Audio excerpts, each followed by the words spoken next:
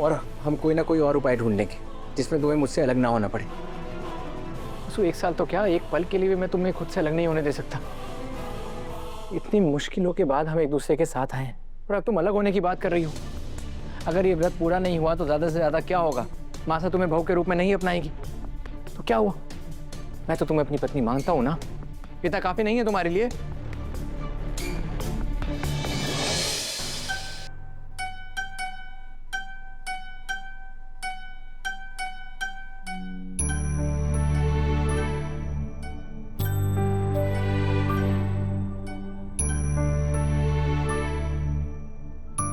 आज कुछ भी करके हमारे को देव सर ने व्रत के बारे में बताना होगा।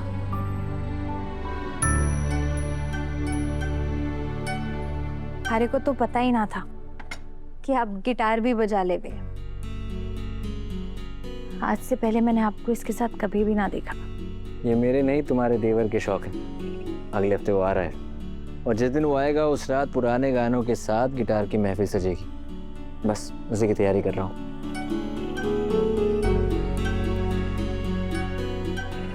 शायद उस महफिल में मैं ना रहूं। क्यों? तुम कहाँ जा रही हो?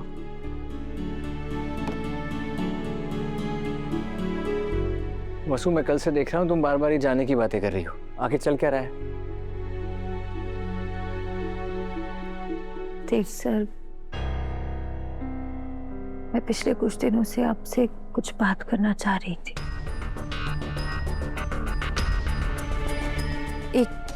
एक व्रत पूरा करने के लिए हमारे को इस घर से, आप सबसे 1 साल तक दूर रहना होगा और उस 1 साल के दौरान आप हमारे से मिल सके और ना ही कोई संपर्क रख सके। ये कैसा व्रत है और किसने कहा तुम्हें ये व्रत करने के लिए?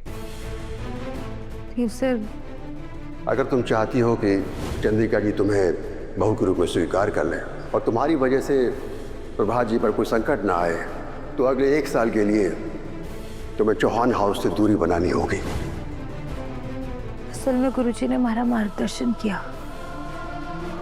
उन्होंने हमारे को बताया कि अगर मैंने ये व्रत पूरे नियम के साथ पूरा कर लिया तो बड़े हुकुम के सर से उनकी जान का खतरा टल जाएगा और देवी हुकुम भी हमारे को बिना किसी झिझक के अपना पावेंगी।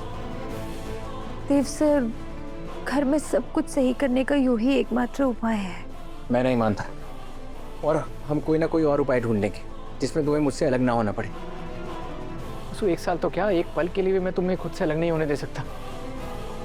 इतनी मुश्किलों के बाद हम एक दूसरे के साथ आए हैं और अब तुम अलग होने की बात कर रही हो। अगर ये व्रत पूरा नहीं हुआ तो ज़्यादा से ज़्यादा क्या होगा? मासा तुम्हें बहू के रूप में नहीं अपनाएगी तो क्या हुआ? मैं तो तुम्हें अपनी पत्नी मानता हूँ ना। पिता काफी नहीं है तुम्हारे लिए? देव सर, आप एक बार हमारी बात समझने की कोशिश तो कीजिए। मैं जानती हूँ आप नाराज हैं, लेकिन बस एक बार हमारी बात समझ लीजिए। जब तक बड़े हुकुम की जिंदगी पर खतरा रहेगा, देवी हुकुम हमारे को कभी भी अपना ना पाएंगी और अगर देवी हुकुम हमारे को स्वीकार ना करेंगी तो हमारे रिश्ते की कभी भी शुरुआत ना हो पाएगी। देव सर, यूं भी तो सही ना है ना देव सर? और फिर आप देखिए ना, सिर्फ 1 साल की तो बात है। ये दिन कब बीत जाएंगे पता भी ना चलेगा। इसीलिए जिद मत कीजिए धरी, मान जाइए ना। हंसते हंसते हमारे को विदा कीजिए। जब तुमने सोच लिया है तो मुझसे पूछने का नाटक क्यों कर रही हो? जाओ, जो मन में करो। देव सर, आपका आशीर्वाद लिए बिना मैं नहीं जा पाऊंगी। ये तो अच्छी बात है, यहीं रहो, क्योंकि अपने जीते जी मैं तुम्हें खुद से दूर नहीं होने दूंगा।